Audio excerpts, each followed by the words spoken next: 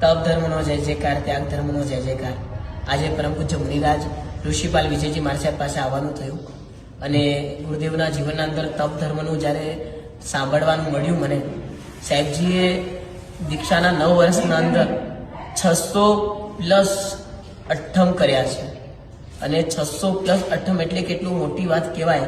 અને પોતાના જીવનના અંદર એટલા મોટા મોટા તપ કર્યા છે કે જેની નોંધ જ્યારે જોવા જેવું ને તો વિચારમાં આવી જાય. દીક્ષા કલ્યાણક તપ, કેવલ કલ્યાણક તપ, 20 વિયરમાન દીક્ષા કલ્યાણક તપ, શત્રુંજય તપ, સિદ્ધિ તપ, 47-8-10 તપ, વિગેર વિસ્તાનક તપ.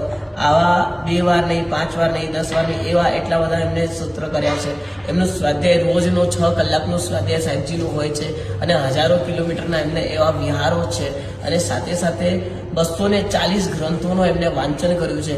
એમાં એકથી એક એવા મોટા મોટા ગ્રંથો જેમ સંસ્કૃત, પ્રાકૃત અને એવા મોટા મોટા ન્યાય વગેરેના ગ્રંથો સાહેબજીએ વાંચ્યા છે, જેના આપણે નામ પણ વાંચીએ તો આપણને એમ થાય કે આપણે ક્યારે સાંભળ્યા નહીં હોય એવા મંડળ વિચાર કુલકમ, શ્રી મુનિચંદ્ર સૂર્ય ચરિત, ચંદ્ર સૂર્ય મંડળ વિચાર, તત્વાર્ધિગમ, હરિચંદ્ર દીપિકા, એવા અનેક એટલા મોટા મોટા ગ્રંથ છે.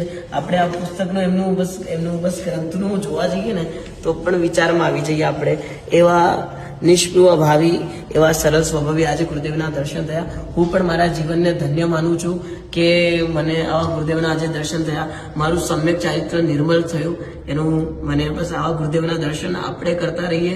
આપણા જીવનના અંદર સદગુરુનો યોગ, સુહો ગુરુ જોગો આપણે ઘણીવાર કહેતા હોઈએ, પણ આવી રીતે સદગુરુનો યોગ મળતો જાય, બસ એવો પ્રયત્ન કરીએ.